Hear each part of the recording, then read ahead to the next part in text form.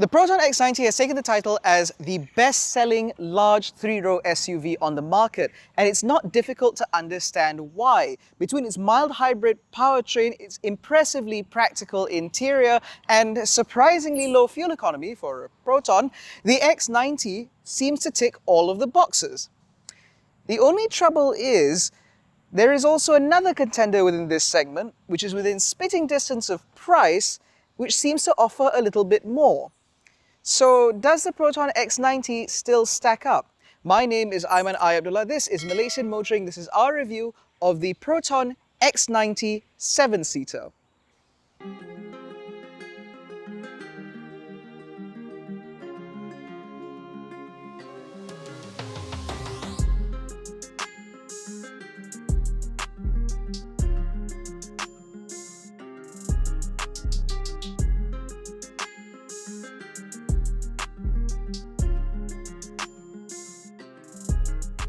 Now, what I will not dispute is that the PROTON X90 is a pretty good-looking car. Three-row SUVs are generally quite handsome, and the X90 certainly fits the bill. This ethereal bow now frames this lovely diamond pattern grille, which Proton says is inspired by Songket designs. Now, on either side, you'll find full LED headlights replete with automatic high beam, as well as LED scrolling indicators that double up as the LED daytime running lights. So as far as I'm concerned, up here, they are quite smart. Down here, you will find triple barrel full LED fog lights, which I think look pretty good. Now, it is worth noting that for some reason, these are not the cornering lights. Either I haven't been able to observe them, or they've been integrated somewhere into this headlight. I'm not too sure. But again, up front, everything does look pretty good, and I have no complaints here. Down the side, however, it is a little bit of a mixed bag. I appreciate the 19-inch alloy wheels wrapped in Continental Eco Contact 6 tires, because these are decently good performers both in dry and wet conditions, and they are decently quiet without, wearing out of tread very quickly. So I think these are a pretty good choice. And I do like the fact that there are the indentations around the wheel arches in order to make the X90 look a little bit more assertive out on the road. I also like the fact that you have these LED indicators built into the side mirrors, and the overall side profile of the car isn't too bad. It's just that when you take a step away from it, you will notice that this is a very large machine with a lot of relatively flat sheet metal on the side, which does make it look a bit bulky. And on top of that, because of the sheer amount of sheet metal, it does also make the car look under-wheeled, which is very strange given the fact that this car, again, runs 19-inch alloys. It is worth noting, however, that that isn't the only issue I have with this car, the other one being this 48-volt EMS badge. Now, I understand that this is a mild hybrid, so Proton wants everyone to know that this is their first new energy vehicle. It's just that they could have done that badge a little bit better, because that looks really chintzy. The back end of the X90 is also decently good looking, although I would have appreciated if that was here instead of having this massive metal here. But aside from that, I think that having lived with this car for a few days, I don't think it's that bad looking. I appreciate the full LED tail lights replete with the indicators here and the fog light and reverse lights down here. Proton is keen to point out that the new badges for both Proton and X90 now have beveled edges, which make it look a little bit more premium, apparently. And as far as I'm concerned, this very bluff rear end is in order to maximize the amount of space back here, because if you were to open the tailgate, this infernal button, you will find that there is a decent amount of space. Even with a third row up, you can fit a couple of cabin-sized luggages without too much issue. And of course, if you were to fold the rear seats down,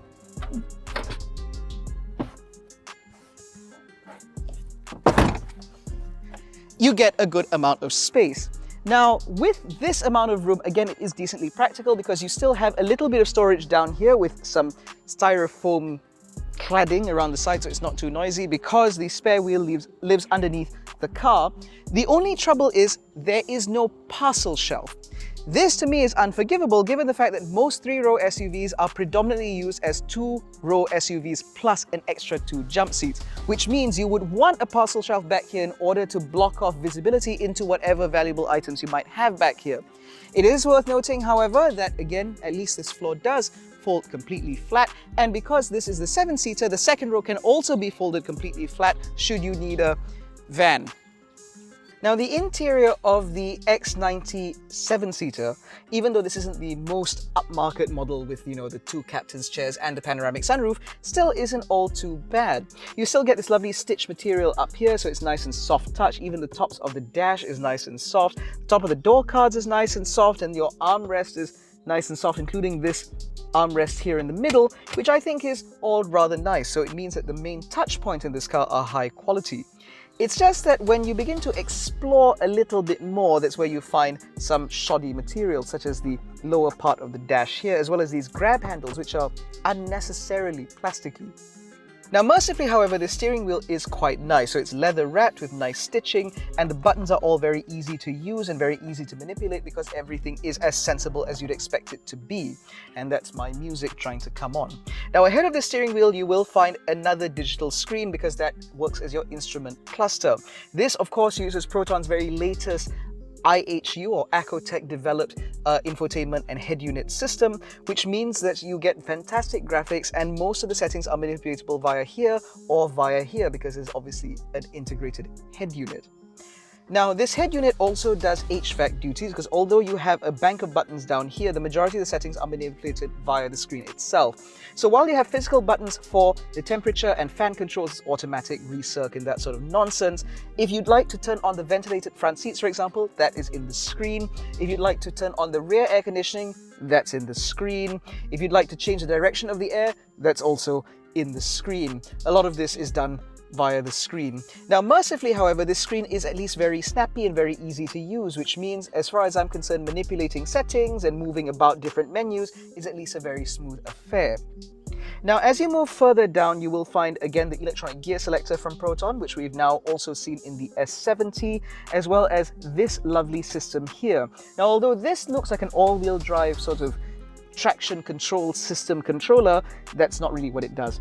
This knob here controls your drive modes, where you're able to move between eco, comfort, and sport. You have your hill descent control button here, your traction control off button on this side, as well as a dedicated button for the 360-degree camera, which I've no doubt will come in very handy given the sheer size of this car.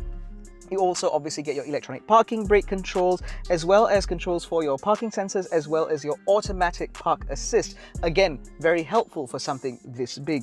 Further back, you get a couple of cup holders. You get this large center armrest that I mentioned earlier, although it is worth noting that this isn't cooled because the rear air conditioning is done via vents on the ceiling. Now, in terms of practicality, of course, there is plenty of space. You have a decently sized glove box here, you've got decently sized door bins here, and overall everything does fall very easily to hand. It's very easy for you to hide all your flotsam. It's just that you only get USB-A ports at the front, which sit right above the wireless charger. And of course, the most annoying part of this all is that there is still no wireless Apple CarPlay or Android Auto. That said, however, finding a comfortable seating position in this car is a little bit more challenging than you might expect, because this steering wheel, for example, does not go as far out as you expect, and its overall angle doesn't really adjust that far either. On top of that, because the seat squabs are quite short, it does mean that you have to sit quite high in order to get some degree of under-thigh support, leading to this position where you end up with your arms stretched out a little bit too far ahead of you, rather than having the steering wheel comfortably sat where you'd like it to be. Oh well. Now, sat in the back with this seat set up in my driving position, I have a good amount of knee room, an indecent amount of knee room, and a good amount of headroom, no doubt aided by the fact that this particular model doesn't come with a panoramic sunroof. And of course, because the front seats need to be set up quite high, as I mentioned earlier, obviously there is acres of space for you to stretch out underneath the seat in front of you, which means second row passengers are pretty comfortable. It is worth noting, however, that visibility is somewhat impaired because of the seating position of the seats in front, which means my only real view out is out there. What's also a little bit odd to me is that these second row seats are mounted quite low. So as you can see, with my feet sort of pushed all the way back up against the bottoms of these seats, I don't really have that much in terms of under thigh support, which means I absolutely need to stretch out in order to make use of the seat squabs. And of course, even though this car is not that wide, you can actually sit three abreast back here quite comfortably because there is no central tunnel. Now, because this car has dual zone climate control, there are no controls for the temperature back here, so you're left with just fan controls in order to manipulate the air conditioning that comes out of the roof vents. You get a couple of cup holders here via this deployable armrest. You get decently sized door holders here. You get a USB-C and USB-A port here, and one of the most useless center cubbies I've ever seen in a car like this. Now, because the X90 is a 3-row SUV, naturally there is a third row of seats back there, which means that this row can be adjusted so it can be brought forward like this, or it can be pushed far further back in order to maximize legroom. Now, setting this up in a reasonable position where I can still stretch out underneath the seat in front of me, I still have a decent amount of knee room and a pretty good amount of headroom.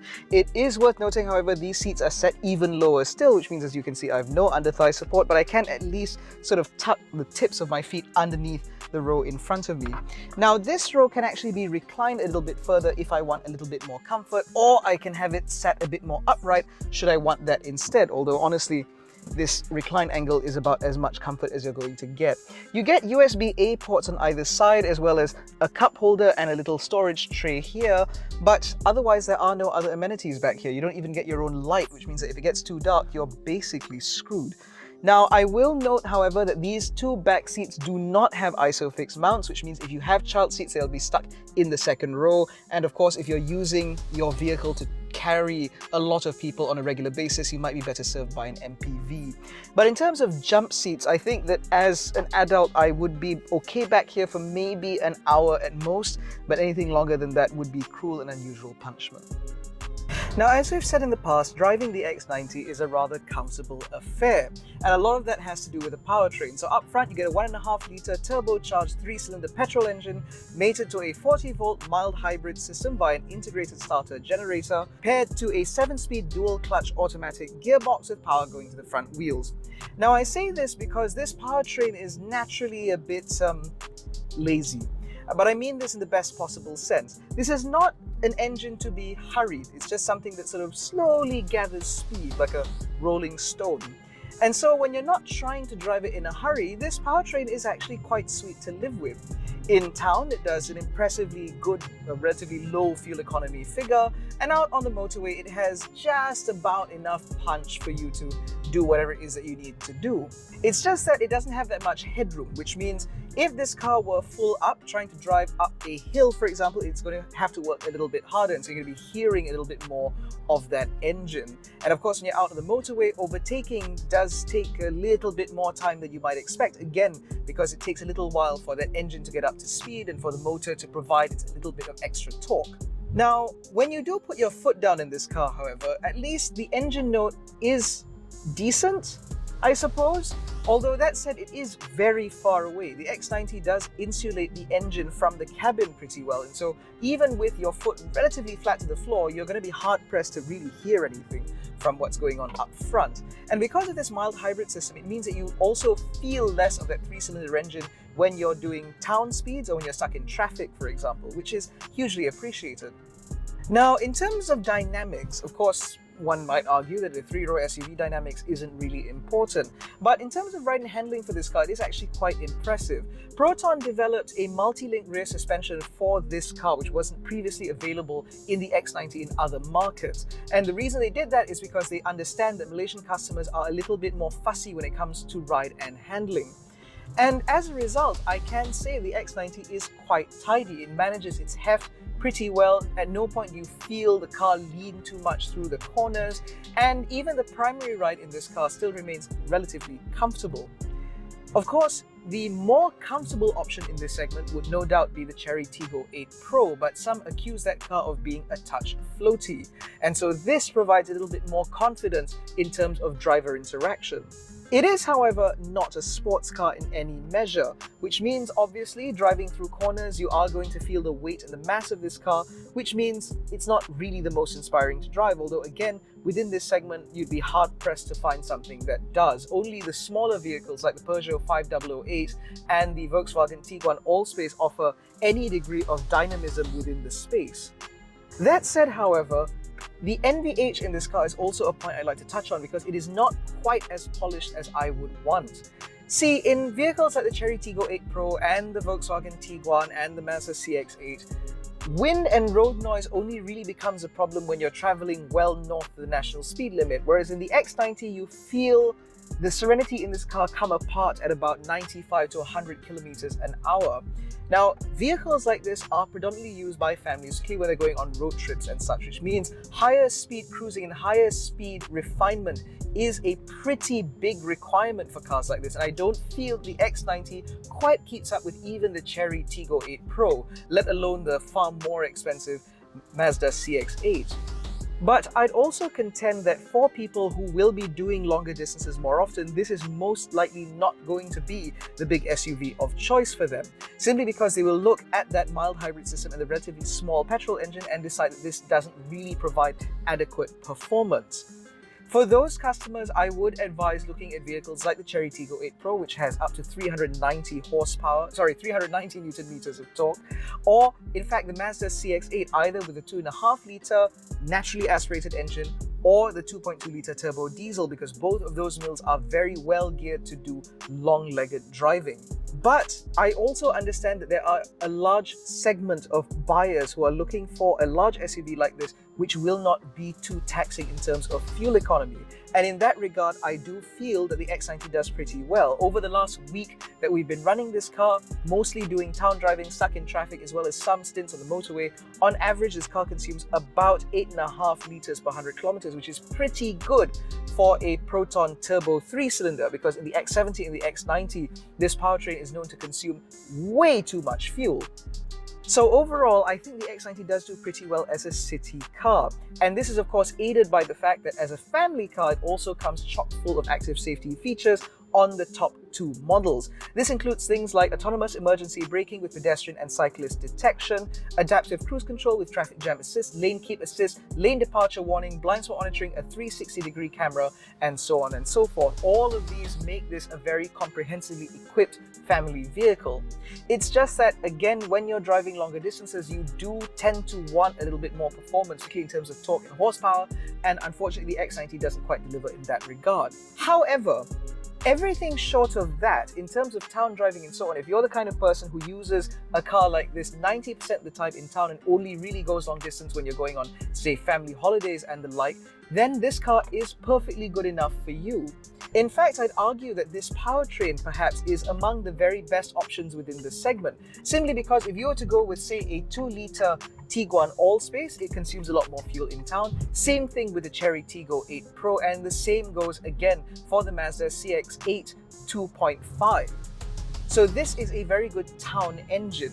And again, if the majority of your usage is in town, then this is plenty good enough. However, if you do want something that is a little bit more plush for broadly the same money, then you may be better served by the Chery Tiggo 8 Pro, which also notably offers wireless Apple CarPlay and Android Auto. And of course, if you have even more money to spend and you're looking for the very best 3-row SUV on the market, then I would recommend the Mazda CX-8, particularly as a turbo diesel, because that powertrain provides all the performance that you need with the frugality that you'd expect over a long distance drive. But if you're looking at predominantly town use, then the Proton X90 is a pretty good package, and at the price, it does offer very good value. Now, I do expect that this car will be updated shortly with hopefully Apple CarPlay and Android Auto, which will make this car a lot more usable. But up until that point, that concludes our review of the 2024 Proton X90 7-seater. If you enjoyed this video, please give it a thumbs up, subscribe to the channel, hit the little bell icon to be notified every time we make a new upload. Don't forget to follow us on Facebook, Twitter, and Instagram. All the links are in the description below. You can also join our new WhatsApp channel. Again, the link is down there. Thank you so much for watching. We will catch you in the next one. Take care, stay safe, and jangan bodoh.